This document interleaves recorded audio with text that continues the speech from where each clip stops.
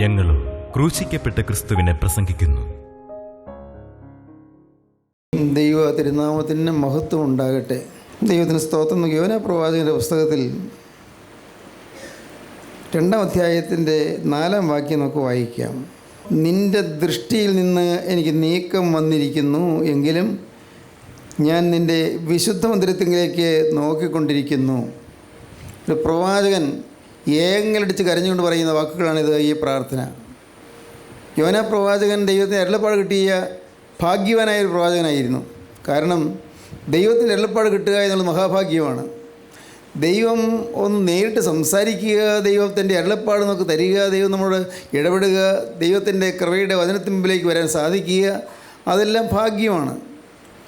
യോനാ പ്രവാചകന് ദൈവത്തിൻ്റെ അരുളപ്പാട് കിട്ടിയെന്നാണ് ഈ 1-ാം അധ്യായത്തിൽ നാം കാണുന്നത്.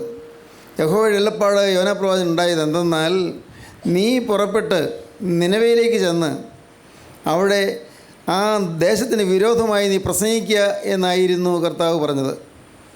ദൈവം ഒരു കാര്യം നിയോഗിക്കുക, നമ്മെ കൊണ്ടൊരു കാര്യം ചെയ്യാൻ ആഗ്രഹിക്കുക എന്നുള്ളത് എത്ര ഭാഗ്യമാണ്. ഈ ഭൂമിയിലെ നിസ്സാരന്മാരായി നമ്മെ കൊണ്ട് കർത്താവ് ചില കാര്യങ്ങൾ ചെയ്യുവാനും ചെയ്യിക്കുവാനും ആഗ്രഹിക്കുന്നു. ദൈവത്തിന് സ്തോത്രം. ഈ അഖിലാണ്ടത്തിൻ്റെ ഉടയവനായ ക്രിസ്തു, ഈ അണ്ടകടാഹത്തിൻ്റെ മുഴുവൻ്റെയും സൃഷ്ടാവും എല്ലാറ്റിൻ്റെയും നിയന്താവുമായ ക്രിസ്തു തൻ്റെ മഹത്വമുള്ള വചനം നമ്മെ ഫലമേൽപ്പിക്കുക എന്ന് പറയുന്നത് എന്തൊരു ഭാഗ്യ പദവിയാണ്. പ്രിയപ്പെട്ടവരെ, അത് ആഗ്രഹിക്കേണ്ടതാണ്. വചനം കിട്ടാൻ, കർത്താവിൻ്റെ വേല ചെയ്യാൻ, കർത്താവിൻ്റെ ശുശ്രൂഷ ചെയ്യുമെന്ന് ആഗ്രഹിക്കേണ്ടതാണ്. യോനാ പ്രവാചകൻ ഈ മഹാഭാഗ്യം ലഭിച്ചു. പക്ഷേ പ്രവാചകൻ ദൈവത്തിൻ്റെ നിയോഗം അനുസരിച്ചില്ല, ദൈവത്തിൻ്റെ കൽപ്പന അനുസരിച്ചില്ല. പ്രവാചകൻ സ്വന്തം കണക്കുകൂട്ടലിലും സ്വന്തം ചിന്താഗതിയിലും ചില കാര്യങ്ങൾ മനസ്സിൽ നിരൂപിച്ചുകൊണ്ട് പ്രവാചകൻ ദൈവത്തിൻ്റെ വഴിയിൽ നിന്ന് എതിർദിശയിലേക്ക് യാത്രയായി. ദൈവത്തിൻ്റെ വചനം കിട്ടിയത് ഭാഗ്യമാണ്, വചനം അനുസരിക്കേണ്ടതാകുന്നു അതിലേറെ ഭാഗ്യമാണ്. വചനം കിട്ടും, പക്ഷേ വചനം അനുസരിക്കുക എന്നുള്ളതാണ് ഏറ്റവും വലിയ കാര്യം. വചനം ദൈവത്തിൻ്റെ സന്നിധാനത്തിൽ നിന്ന് ഇറങ്ങി വരുന്നതായ സ്വർഗീയ സന്ദേശമാണ്. നമുക്കെല്ലാവർക്കും എന്നും എന്നോണം ഇത് കിട്ടിക്കൊണ്ടിരിക്കുകയാണ്. ഓരോ ദിവസവും എന്തെല്ലാമാണ് കർത്താവ് ചെയ്യുന്നത്. എത്രയോ പേരുടെ ഹൃദയം തകരുന്നു, എത്രയോ പേര് മാനസാന്തരം അനുഭവിക്കുന്നു, എത്രയോ പേര് ശാന്തി അനുഭവിക്കുന്നു, സമാധാനം അനുഭവിക്കുന്നു, എത്രയോ കുടുംബങ്ങളിൽ സമാധാനം ഉണ്ടാകുന്നു, ഐക്യം ഉണ്ടാകുന്നു, സ്നേഹം ഉണ്ടാകുന്നു. എന്തെല്ലാം അത്ഭുതങ്ങളാണ് ദൈവം നമ്മുടെ മധ്യത്തിൽ ഈ വചനത്തിൽ കൂടി ചെയ്തുകൊണ്ടിരിക്കുന്നത്. മഹാത്ഭുതങ്ങൾ. എന്നും സ്വൈരക്കേടും കലഹവും ഇഷ്ടക്കേടും മുഷിച്ചിലും കോപാക്രാന്തമായ ആക്രോശങ്ങളുമുള്ള ഭവനങ്ങൾ അതെല്ലാം മാറി ശാന്തസുന്ദരമായി തീരുന്ന എന്തൊരു മഹാഭാഗ്യമാണ്. പിണങ്ങിപ്പോയ ഭാര്യാഭർത്താക്കന്മാർ ഒരുമിച്ച് ജീവിക്കുന്ന എന്തൊരു ഭാഗ്യമാണ്. ഇനി ഞങ്ങൾ യോജിക്കുകയില്ല എന്ന് പറഞ്ഞ് മനഃപൂർവ്വം വിട്ടുനിൽക്കുന്ന ചില സ്ത്രീകൾ, 9.5 വർഷത്തോളം മാറി നിന്ന ഒരു സ്ത്രീ എന്നോട് പറഞ്ഞത് ഇനി ഞങ്ങൾ തമ്മിൽ യോജിക്കുകയില്ലെന്നാണ്. അതിനെക്കുറിച്ച് പറയണ്ട എന്നാണ്. ദൈവത്തിന് സ്തോത്രം. ഒരു 2ാം ശനിയാഴ്ച യോഗത്തിന് വന്ന സ്ത്രീ ആദ്യമായിട്ട് യോഗത്തിന് വന്നതാണ്. ആരോ എല്ലാമോ പറഞ്ഞുകൊണ്ട് വന്നു. നല്ല വിദ്യാഭ്യാസമുള്ളൊരു സ്ത്രീയാണ്, നല്ല കഴിവുള്ളൊരു സ്ത്രീയുമാണ്, സ്വന്തമായി ചില ജോലികൾ ചെയ്യുന്ന സ്ത്രീയാണ്. അവർ പറഞ്ഞു ഇനി ഞങ്ങൾ യോജിക്കാൻ സാധ്യതയില്ല, അതിനെക്കുറിച്ച് ചിന്തിക്കേണ്ട, ഞാനത് തീരുമാനിച്ചു കഴിഞ്ഞു, ഞങ്ങൾ തമ്മിൽ യോജിക്കുകയില്ല. 9.5 വർഷമായി ഞങ്ങൾ പിരിഞ്ഞ് താമസിക്കുന്നു. പ്രിയപ്പെട്ടവരെ, അത്ര കർക്കശമായി പറഞ്ഞ സ്ത്രീ പിന്നെ പറഞ്ഞത്, അല്ല യോജിക്കണമെന്ന് അദ്ദേഹത്തിനും ഇല്ല താല്പര്യം, ഞങ്ങൾക്ക് 2 പേർക്കും വേണ്ട, പിന്നെ എന്തിനാണ് യോജിക്കുന്നത്? പ്രിയപ്പെട്ടവരെ, ആ സഹോദരി അങ്ങനെ പറഞ്ഞ് ഒരു പിറ്റേ 2ാം ശനിയാഴ്ചയും വന്നു. അന്നും ഞാൻ അവരോട് പറഞ്ഞു, നിങ്ങൾ യോജിച്ചോ എന്ന് ചോദിച്ചു. ഇല്ല സാറേ, അത് പറയേണ്ടത് ക്ലോസ് ചാപ്റ്റർ, അതൊരു അവസാനിച്ച അധ്യായം എന്നാണ് പറഞ്ഞത്. എന്നാൽ ഒരു 3 മാസത്തിന് ശേഷം ആ സ്ത്രീ എന്നോട് പറഞ്ഞു, സാറേ ഞങ്ങൾ യോജിച്ചു കേട്ടോ. ഇത് പറഞ്ഞിട്ട് ആ സ്ത്രീ പുറകിലേക്ക് നോക്കി അദ്ദേഹത്തെ മാടി വിളിച്ചു, ഭർത്താവിനെ. ഭർത്താവ് എൻ്റെ നേരെ കൈ കൂപ്പിക്കൊണ്ട് പറഞ്ഞു, സാറേ എനിക്ക് നന്ദിയുണ്ട്. 9.5 കൊല്ലം പിരിഞ്ഞിരുന്ന കുടുംബം ഇന്ന് ഒന്നാണ്, ഇന്ന് ഐക്യമാണ്, സമാധാനമാണ്, വളരെ സന്തോഷമായി ഐശ്വര്യത്തിൽ വളർന്നുകൊണ്ടിരിക്കുന്നു. പ്രിയപ്പെട്ടവരെ, ദൈവത്തിൻ്റെ വചന ശക്തി അത്യത്ഭുതകരമാണ്. പിണങ്ങിപ്പോയവരെ ഇണക്കുന്നതാണ് ദൈവത്തിൻ്റെ വചനം, അകന്നുപോയവരെ അടുപ്പിക്കുന്നതാണ് ദൈവത്തിൻ്റെ വചനം, നിരാശയാണ്ടുപോയവർക്ക് പ്രത്യാശ നൽകുന്നതാണ് ദൈവത്തിൻ്റെ വചനം. ഈ ലോകത്തിൽ ഭാര്യ മരിച്ചു, അല്ലെങ്കിൽ ഭർത്താവ് മരിച്ചു, അല്ലെങ്കിൽ അമ്മ മരിച്ചു, അല്ലെങ്കിൽ അപ്പം മരിച്ചു, നിരാശയിലാണ്ടിരിക്കുന്നവർക്ക് സമാധാനവും ശാന്തിയും പ്രദാനം ചെയ്യുന്നതാണ് ദൈവത്തിൻ്റെ വചനം. ആ വചനമാണ് വാസ്തവത്തിൽ യോനാ പ്രവാചകൻ കിട്ടിയത്. യോനാ പ്രവാചകൻ ആ വചനം ഏറ്റുവാങ്ങി, പക്ഷേ ദൈവത്തിൻ്റെ വചനം അനുസരിച്ചില്ല, ഏൽപ്പിച്ച കാര്യം ചെയ്തില്ല. യോനാ പ്രവാചകൻ വലിയൊരു അബദ്ധത്തിൽ ചാടിപ്പോയി. നേരെ എതിർ ദിശയിലേക്ക് പോയി, നേരെ എതിർ ദിശയിലേക്ക്. കിഴക്കോട്ട് നിലവിലേക്ക് പോകാൻ അദ്ദേഹം കൽപ്പിച്ചു. പടിഞ്ഞാറോട്ട് തർശീശിലേക്ക് പോകുന്ന കപ്പലിൽ കയറി.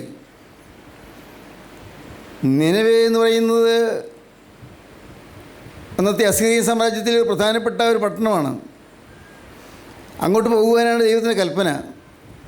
നേരെ കിഴക്കോട്ട് ആഫ്രിക്കയുടെ ഈ യൂറോപ്പിൻ്റെ ഇടയ്ക്കുള്ള മധ്യകടലിൽ അവിടെ തുറമുഖത്ത് യോന ചെന്ന് നോക്കിയപ്പോൾ കിഴക്കോട്ട് പോകുന്ന കപ്പലുമുണ്ട്, പടിഞ്ഞാറോട്ട് പോകുന്ന കപ്പലുമുണ്ട്. നേരെ സ്വന്തം ബുദ്ധി കൊണ്ട് പടിഞ്ഞാറോട്ട് പോകുന്ന കപ്പലിൽ കയറി ദൈവത്തിന് വിരുദ്ധമായ യാത്ര തുടങ്ങി. അനേകം ആളുകളും ഇന്നിങ്ങനെ വീണ് കിടക്കുകയാണ്. പ്രിയപ്പെട്ടവരെ, യോനാ പ്രവാചകൻ കപ്പൽ കയറിയ മുതൽ കപ്പലിന് ശാന്തി നഷ്ടപ്പെട്ടു. കപ്പലിലെ ചരക്കുകൾക്ക് നഷ്ടം സംഭവിച്ചു. വലിയ കൊടുങ്കാറ്റാണ് ആഞ്ഞടിച്ചത്, ഭയങ്കരമായ കൊടുങ്കാറ്റ്. കൊടുങ്കാറ്റിൽ കപ്പൽ ആടി ഉലഞ്ഞു. കപ്പലിലെ ചരക്കെല്ലാം പുറത്തെറിഞ്ഞു കളഞ്ഞു, സമുദ്രത്തേക്ക് എറിഞ്ഞു. എങ്ങനെയെങ്കിലും കപ്പൽ ശാന്തമായിട്ട് പോട്ടെ, യാത്രക്കാർക്ക് കേട് വരാതിരിക്കട്ടെ. പക്ഷേ കോളിലൊക്കെ മാറുന്നില്ല. കടലാകെ ഇളകുകയാണ്, വളരെ ഉയരത്തിൽ തിരമാലകൾ പൊങ്ങുകയാണ്. കപ്പലിങ്ങനെ ആടിയാടി ഉലഞ്ഞുകൊണ്ട് മുങ്ങാൻ തുടങ്ങുകയാണ്. എല്ലാവരും കൂട്ടക്കരച്ചിലായി. പക്ഷേ ആ കരയുന്ന കൂട്ടത്തിൽ യോനാ പ്രവാചകനില്ല. അദ്ദേഹം ചെന്ന പാടെ, കപ്പൽ കയറിയ പാടെ ഏറ്റവും അടിത്തട്ടിലേക്ക് ചെന്നിട്ട് അവിടെ സാമാനങ്ങളുടെ ഇടയിൽ സുഖമായി കിടന്നുറങ്ങുകയാണ്. പരിസരത്തുള്ള പ്രക്ഷുബ്ധമായ അന്തരീക്ഷത്തെ കാണാൻ സാധിക്കാതെ, അത് കാണണമെന്ന് ആഗ്രഹമില്ലാതെ, അതിനെക്കുറിച്ച് ചിന്തയില്ലാതെ പ്രവാചകൻ സുഖമായി ഉറങ്ങുന്നു. ദൈവം യോനാ പ്രവാചകനെ ഉണർത്താനാണ് ശ്രമിച്ചത്. യോനപ്രവാചകനെ യഥാസ്ഥാനപ്പെടുത്താനാണ് ദൈവം ഉദ്ദേശിച്ചത്. തെറ്റിപ്പോയ ആളെ തിരികെ കൊണ്ടുവരാനാണ് കർത്താവ് ആഗ്രഹിച്ചത്. എപ്പോഴും ഓർത്തുകൊള്ളൂ, നാം ദൈവത്തിൻ്റെ വചനം വിട്ട് പോയാലും ദൈവം നമ്മുടെ പിന്നാലെയുണ്ട്. ദൈവസ്നേഹം നമ്മുടെ പിന്നാലെയുണ്ട്.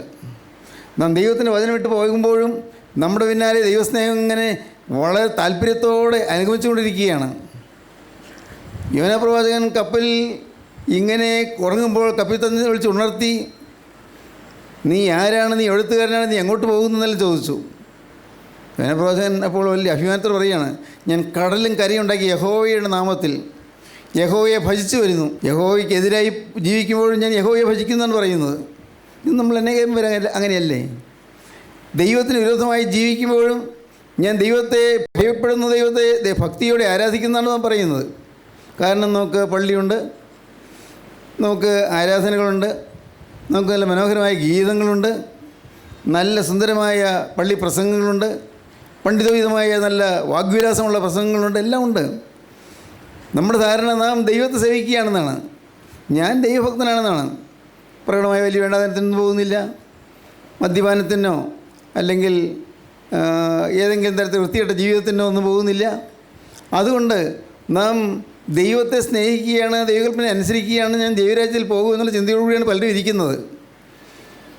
പ്രവാചകന് ഒരു വലിയ തെറ്റുപറ്റിയതായിരുന്നു ബോധം ഉണ്ടായിരുന്നില്ല. പക്ഷേ കപ്പിത്താൻ്റെ ചോദ്യം കേട്ടപ്പോൾ ഒന്ന് ഞെട്ടി.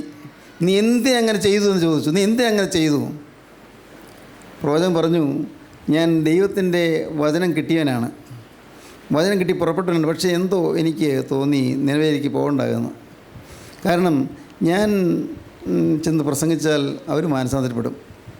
ദൈവത്തിൻ്റെ വചനമല്ലേ പറയുന്നത്? 40 ദിവസം കഴിഞ്ഞാൽ നിലവെ ഉന്മൂലമാകുമെന്ന ദൈവത്തിൻ്റെ വചനം. അത് പറയാനാണ് ഞാൻ പോകുന്നത്. അതാണ് ദൈവം എന്നെ ഏൽപ്പിച്ചത്.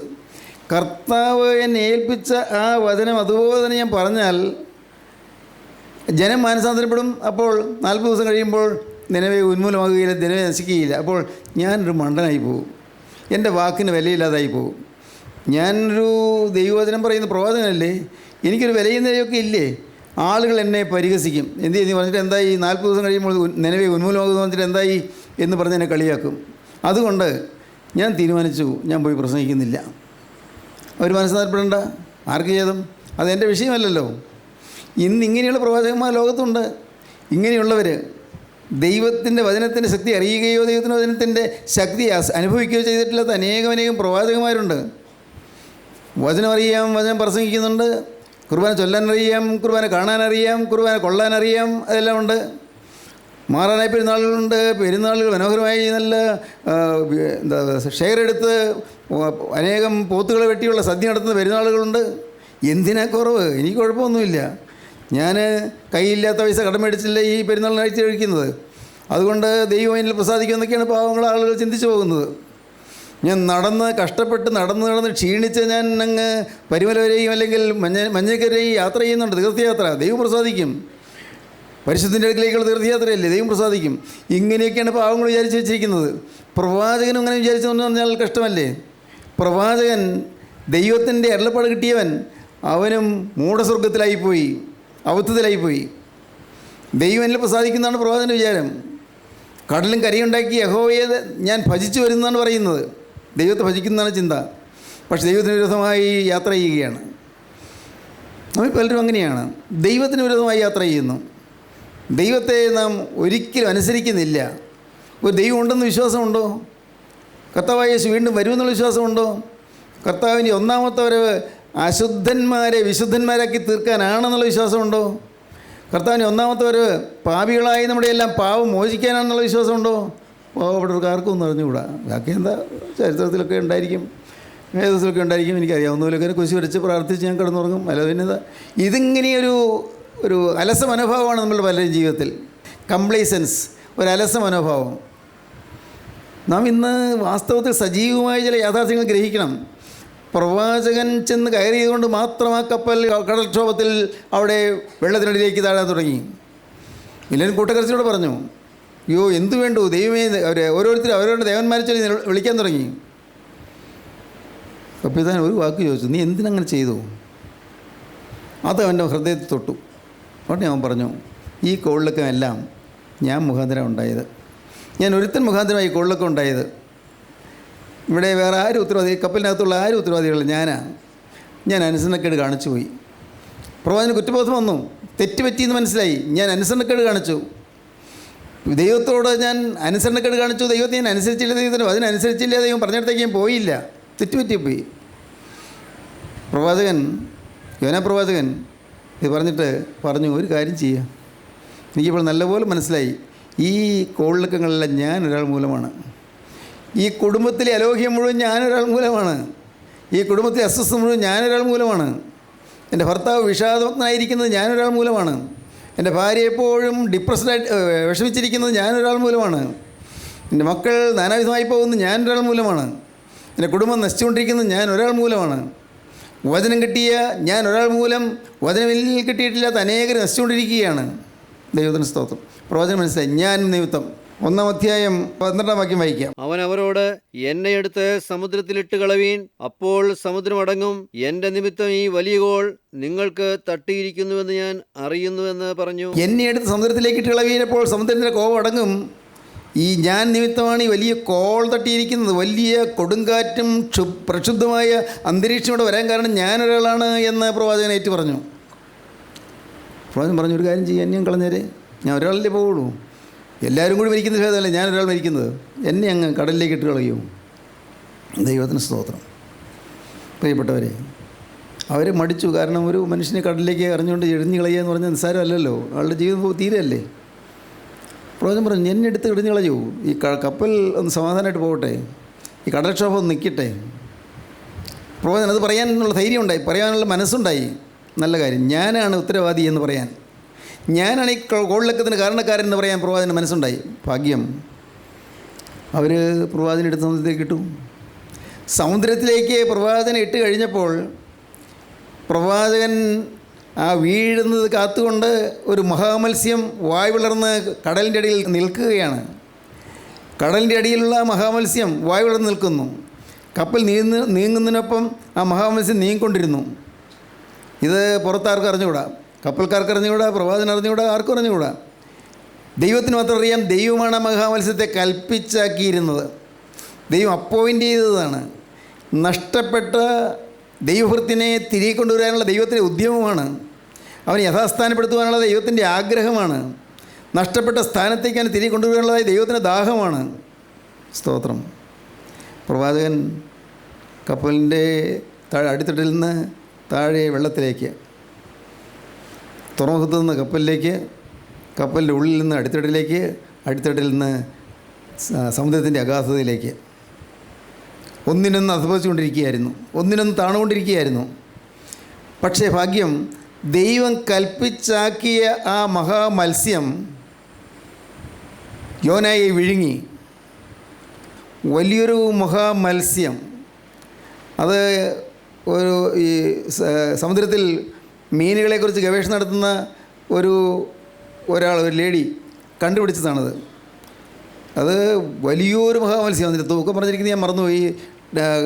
ടണ്ണുകൾ ഏറെ തൂക്കമുള്ള ഒരു മഹാമത്സ്യം. ഇതുപോലെ ഒരു മഹാമത്സ്യം അന്ന് അവിടെ കപ്പലിൻ്റെ അടിയിലുണ്ടായിരുന്നു. യോനായി വിഴുങ്ങി. എന്തൊരത്ഭുതം! ആ മഹാമത്സ്യത്തിൻ്റെ വയറ്റിൽ ഓക്സിജൻ ബ്ലാഡർ ഉണ്ടായിരുന്നു.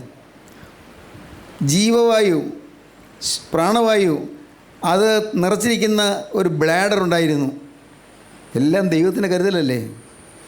ആ മഹാമത്സ്യത്തിൻ്റെ ആ ബ്ലാഡറിൽ നിന്ന് അല്പാൽപമായി വരുന്ന പ്രാണവായു, ഓക്സിജൻ ശ്വസിച്ചുകൊണ്ട് യോന ആ മഹാമത്സ്യത്തിൻ്റെ വയറ്റിൽ കിടന്നു.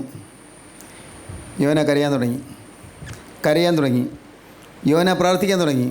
എൻ്റെ കർത്താവേ, എനിക്കിപ്പോൾ നിൻ്റെ ദൃഷ്ടിയിൽ നിന്ന് എനിക്ക് ഛേദം വന്നിരിക്കുന്നു. എന്നെ ഛേദിക്കപ്പെട്ടിരിക്കുന്നു. ഞാൻ മാറ്റപ്പെട്ടു പോയിരിക്കുന്നു. ഞാൻ അപകടത്തിലായിരിക്കുന്നു. ഇപ്പോൾ ഞാൻ തലയിണ വെച്ചിരിക്കുന്നത് കടൽപ്പുല്ലിന്മേലാണ്. തലപ്പാവ് കടൽപ്പുല്ലിന്മേൽ. ആഴി അഗാധതയിലുള്ളതായ സസ്യങ്ങളിന്മേൽ ഞാൻ തല വെച്ചിരിക്കുന്നു. എൻ്റെ കർത്താവേ, ഞാനിതാ തീരാൻ പോവുകയാണ്. എൻ്റെ ആയുസ് ഇതാ തീരാൻ പോവുകയാണ്. നീ വിളിച്ചവനാണ് ഞാൻ, നീ വേർതിരിച്ചവനാണ് ഞാൻ, നിൻ്റെ വചനം തന്നവനാണ് ഞാൻ. പക്ഷേ ഞാനിതാ ആയുസിൻ്റെ മധ്യാഹ്നത്തിൽ ഞാൻ പാതാളവാതിലേക്ക് പോകേണ്ടി വരുന്നു. അയ്യോ, ഞാൻ നഷ്ടപ്പെട്ടു പോകുന്നു. ഞാൻ പാതാളത്തിലേക്ക് പോവുകയാണ്. അനുസരണക്കെട്ട ഞാൻ ഇന്ന് എൻ്റെ അനുസരണക്കേടിൻ്റെ ഫലം അനുഭവിക്കുകയാണ്. ഞാൻ നാശത്തിലേക്ക് പോകുന്നു. ഞാൻ നിത്യമായ പാതാള യാതനയിലേക്ക് ഞാൻ പോകുന്നു.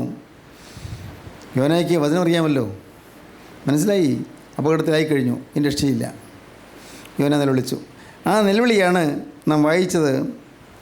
നിൻ്റെ ദൃഷ്ടിയിൽ നിന്ന് എനിക്ക് നീക്കം വന്നിരിക്കുന്നു, എങ്കിലും ഞാൻ നിൻ്റെ വിശുദ്ധ മന്ദിരത്തിങ്കിലേക്ക് നോക്കിക്കൊണ്ടിരിക്കുന്നു എന്ന് ഞാൻ പറഞ്ഞു. നിൻ്റെ ദൃഷ്ടിയിൽ നിന്ന് എനിക്ക് നീക്കം വന്നിരിക്കുന്നു, എങ്കിലും ഞാൻ നിൻ്റെ വിശുദ്ധ മന്ദിരത്തിങ്കിലേക്ക് നോക്കിക്കൊണ്ടിരിക്കുന്നു എന്ന് യോന പറഞ്ഞു. ഞാൻ വീണുപോയി, ഞാൻ താണുപോയി, എനിക്ക് അബദ്ധം പറ്റിപ്പോയി. ഇനി എനിക്ക് നിൻ്റെ മുമ്പിൽ പോകാൻ യോഗ്യതയില്ല. കർത്താവേ, എനിക്ക് ഇനി ഒരു ശാന്തി കിട്ടാൻ ഒരു സാധ്യതയുമില്ല. എല്ലാം തകർന്നു, എല്ലാം നശിപ്പിച്ചിട്ടാണ് ഞാൻ നേർച്ച നേർന്നവനായിരുന്നു, പക്ഷേ ഞാൻ നേർച്ച കഴിച്ചില്ല. ഏതാണ് നേർച്ച? തന്നെ കർത്താവിൻ്റെ വേലയ്ക്ക് വേണ്ടി സമർപ്പിച്ചതായിരുന്നു, നേർച്ചയായിരുന്നു. നേർന്നത് ഞാൻ കഴിക്കുമെന്ന് ഞാൻ നിന്നോടൊരു വാക്ക് പറഞ്ഞാൽ കർത്താവേ നീ കേൾക്കുമോ? ഞാൻ ഇപ്പോൾ നിന്നോടൊരു വാക്ക് പറയാം, ഞാൻ നേർന്നിരിക്കുന്നത് ഞാൻ കഴിക്കും. എനിക്കതിന് ആയുസ് കിട്ടുമെന്ന് എനിക്ക് ഒരു ഉറപ്പുമില്ല. കാരണം ഞാൻ തീരാൻ പോവുകയല്ലേ. മത്സ്യത്തിൻ്റെ വയറ്റിൽ കിടന്ന് മരിച്ച് ഞാൻ അനേകം മത്സ്യക്കുഞ്ഞുങ്ങൾക്ക് ആഹാരമായി തീരാൻ പോവുകയല്ലേ. എനിക്ക് ആശയ്ക്ക് വകയില്ല, തീർച്ചയായിട്ടും ഇല്ല, എനിക്ക് യാതൊരു പ്രത്യാശയുമില്ല. പക്ഷേ എങ്കിലും എൻ്റെ എളിമയിൽ ഞാൻ നിന്നോട് പറയുകയാണ്, കർത്താവേ, എനിക്ക് ഈ കടലിൻ്റെ അഗാധതയിൽ അവിടെ മരിച്ച് നിത്യയാതനയിലേക്ക് നിത്യ നരകത്തിലേക്ക് പോകാൻ എനിക്ക് ഇടവരല്ലേ എന്നുള്ള യാതനയുണ്ട്, പ്രാർത്ഥനയുണ്ട് എനിക്ക്. കർത്താവേ, നാഥ, നീ എന്നോട് മനസ്സിലാക്കണമേ. ഒരു വാക്ക് ഞാൻ പറയാം, ഞാൻ ഒരിക്കൽ നേർന്നത് ഞാൻ ഇനിയും കഴിക്കും. ഇതുവരെയും നേർന്ന് ഞാൻ കഴിച്ചില്ല. നേർന്ന് ഇതുവരെയും കഴിക്കാതിരിക്കുകയായിരുന്നു. ഇതുവരെയും ഞാൻ എൻ്റെ തീരുമാനം ലംഘിച്ചു പോയതായിരുന്നു. പക്ഷേ എന്നാൽ ഇന്ന് ഞാൻ തീരുമാനിക്കുന്നു, ഞാൻ എടുത്ത സമർപ്പണം ഞാൻ നിവർത്തിക്കും. നേർച്ച എന്ന് പറയുന്ന ഈ 3 വൈദികങ്ങളെ നേർച്ചയൊന്നും അല്ല കേട്ടോ, സ്വയം സമർപ്പണമാണ്. ഞാൻ എൻ്റെ ജീവിതം യേശുക്രിസ്തുവിൻ്റെ കരങ്ങളിലേക്ക് കൊടുത്തത് ഞാനത് നിവർത്തിക്കും. ആദ്യത്തെ സമർപ്പണം തെറ്റിപ്പോയി, ഞാനിപ്പോൾ വീണ്ടും സമർപ്പിക്കുകയാണ്. അത്യാപത്തിൻ്റെ നടുവിൽ കിടന്നുകൊണ്ട് ദൈവദാസൻ സമർപ്പിച്ച് പ്രാർത്ഥിക്കുകയാണ്. ആ പ്രാർത്ഥനയാണ് ഈ 2-ാം അധ്യായം മുഴുവനും. ഒരു ദൈവവൈദ്യൻ്റെ പ്രാർത്ഥന, കണ്ണീരോടെയുള്ള അഭയയാചന, ഏങ്ങലടിച്ചുകൊണ്ടതായ നിലവിളി, പ്രാർത്ഥന. എന്താണ് പ്രാർത്ഥന? കർത്താവേ, നിൻ്റെ ദൃഷ്ടിയിൽ നിന്ന് എനിക്ക് നീക്കം വന്നിരിക്കുന്നുവെങ്കിലും ഞാൻ നിൻ്റെ വിശുദ്ധ മന്ദിരത്തിലേക്ക് നോക്കിക്കൊണ്ടിരിക്കുന്നു. വിശുദ്ധ മന്ദിരത്തിലേക്ക് ഞാൻ നോക്കിക്കൊണ്ടിരിക്കുകയാണ്. അങ്ങോട്ട് ആശയോടെ അങ്ങോട്ടാണ് നോക്കുന്നത്. സ്തോത്രം. എൻ്റെ സഹോദരങ്ങളെ, ഞാൻ നിന്നോട് പറയട്ടെ, ആശയേറ്റ് പോകുന്ന സമയങ്ങളിൽ സഹായത്തിൻ്റെ പർവ്വതത്തിലേക്ക് നോക്കുക. വശം കെട്ടു പോകുന്ന സമയങ്ങളിൽ സഹായത്തിൻ്റെ പർവ്വതത്തിലേക്ക് നോക്കുക. എല്ലാ വഴിയും അടയുമ്പോൾ ജീവനുള്ള ക്രിസ്തുവിലേക്ക് നോക്കുക. ആരും തുണയില്ലാതാകുമ്പോൾ ക്രിസ്തുവിലേക്ക് നോക്കുക. വീട്ടുകാർ, സ്വന്തക്കാർ ശത്രുക്കളാകുമ്പോൾ ക്രിസ്തുവിലേക്ക് നോക്കുക. ചാർച്ചക്കാർ, സ്നേഹിതർ, മിത്രങ്ങൾ അവർ ശത്രുക്കളാകുമ്പോൾ ക്രിസ്തുവിലേക്ക് നോക്കുക. കൂടെ ജോലി ചെയ്യുന്നവർ തൊഴുത്തിൽ കുത്തായി നമ്മൾ നശിപ്പിക്കാൻ നോക്കുമ്പോൾ ക്രിസ്തുവിലേക്ക് നോക്കുക. നമ്മുടെ വഴി മുടക്കാനായിട്ട് പലരും വരുമ്പോൾ ക്രിസ്തുവിലേക്ക് നോക്കുക. നമ്മെ തകർക്കാനായി നമ്മുടെ ചുറ്റുമുള്ള ആളുകൾ ബുഭുക്ഷയോടെ അലറുന്ന സിംഹം പോലെ, വിശപ്പോടെ അലറുന്ന സിംഹം പോലെ ആഞ്ഞെടുത്ത് വരുമ്പോൾ നാം ക്രിസ്തുവിലേക്ക് നോക്കുക. ബുഭുക്ഷയോടെ അലറുന്ന സിംഹം എന്ന് വേദപുസ്തകത്തിലുണ്ട്. ബുഭുക്ഷയോടെ, ബുഭുക്ഷ വിശപ്പ്, വിശന്ന് വരുന്ന സിംഹങ്ങൾ ആക്രമിക്കുന്നത് പോലെ അനേകരെ ആക്രമിക്കുകയാണ്. കർത്താവേ, എനിക്ക് രക്ഷയില്ല.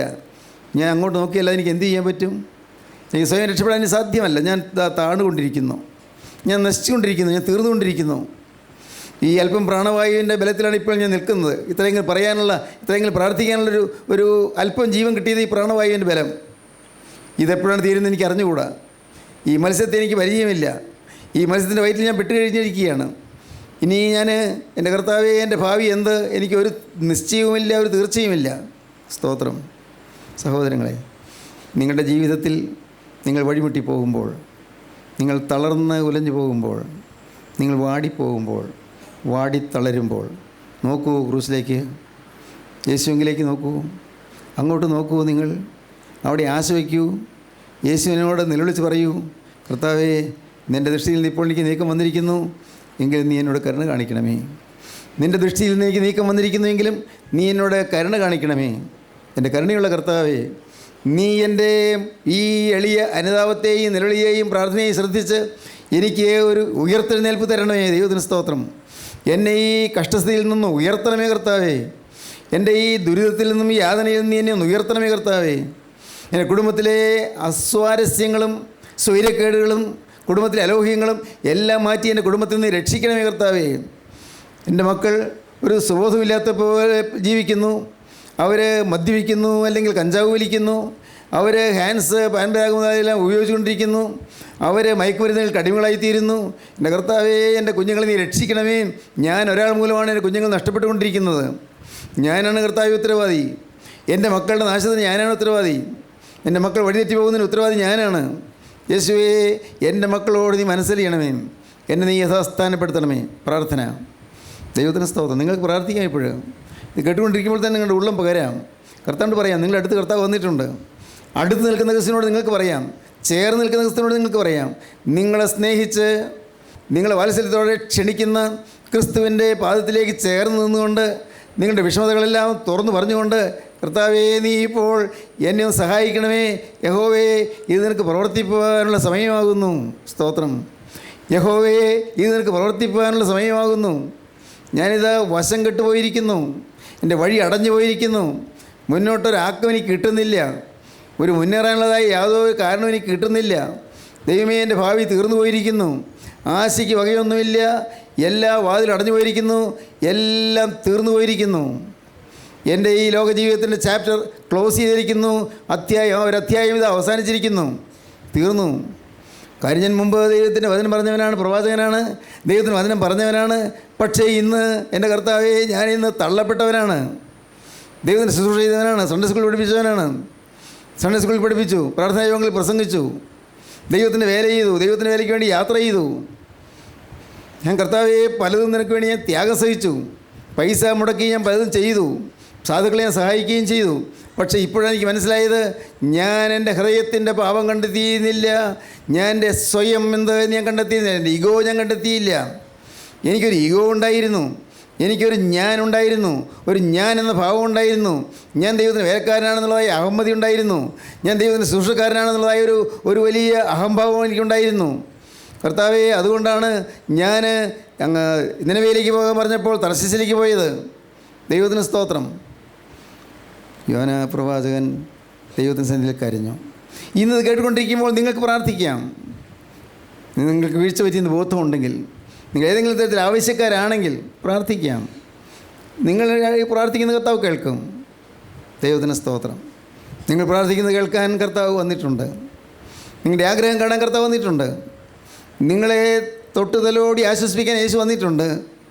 നിങ്ങൾക്ക് ഒരു ഭാഗ്യാനുഭവം തരാൻ യേശു വന്നിട്ടുണ്ട്. നിങ്ങൾക്കൊരു ശോഭനമായ ഭാവി ഇനിയും പുതുക്കി തരാൻ കർത്താവ് വന്നിട്ടുണ്ട്. നിങ്ങളെ യഥാസ്ഥാനപ്പെടുത്തുവാൻ കർത്താവ് വന്നിട്ടുണ്ട്. യഥാസ്ഥാനപ്പെടുവീൻ, നഷ്ടപ്പെട്ടതിലേക്ക് തിരികെ വരുവീൻ. നഷ്ടപ്പെട്ടതിനോർത്ത് വിലപിക്കാതെ നിരാശപ്പെടാതെ നീ നിൻ്റെ പാവത്തെയോർത്ത് കരഞ്ഞുകൊണ്ട് വീണ്ടും തിരികെ വരുവീൻ. യേശുവിലേക്ക് തിരികെ വരുവീൻ. നീ അനുഭവിപ്പീൻ, നീ പ്രാർത്ഥിപ്പീൻ, നീ കരയുവീൻ. ദൈവകൃപയ്ക്ക് വേണ്ടി യാചിപ്പീൻ. ദൈവത്തിൻ്റെ സ്നേഹം നിങ്ങളിലേക്ക് പകരുവാൻ വേണ്ടി ദൈവത്തോട് യാചിച്ചുകൊണ്ടിരിപ്പീൻ. നിന്നെ ദൈവം യഥാസ്ഥാനപ്പെടുത്തും. ദൈവത്തിന് സ്തോത്രം. കാരുണ്യവാനായി ഞങ്ങളുടെ സ്വർഗീയ പിതാവേ, അവിടുത്തെ നിസ്തുല സ്നേഹത്തിനായി സ്തോത്രം. ദിവ്യ കാരുണ്യത്തിനായി സ്തോത്രം. ഞങ്ങളെ അവിടുത്തെ തൃക്കരം വെച്ച് അനുഗ്രഹിച്ചതിനായി സ്തോത്രം. അപ്പോൾ ഈ തീരുമാനമെടുത്തവരുടെ മേൽ തൃക്കരം വെച്ചതിനായി സ്തോത്രം. എൻ്റെ കർത്താവേ, ഇന്ന് അനേകരുടെ പേര് ജീവന പുസ്തകത്തിൽ എഴുതി ചേർത്തതിനായി സ്തോത്രം. വിശുദ്ധ സ്തുതികൾ അനേകർക്ക് പകർന്നു തന്നതിനായി സ്തോത്രം. എല്ലാവരെയും വാഴ്ത്തണമേ, അനുഗ്രഹിക്കണമേ, നാമം മഹത്വപ്പെടുത്തണമേ. യേശു ക്രിസ്തുവിൻ്റെ ജയമുള്ള നാമത്തിൽ പ്രാർത്ഥിക്കുന്ന കൃപയോട് കേൾക്കണമേ. ആമീൻ. ഹല്ലേലൂയ.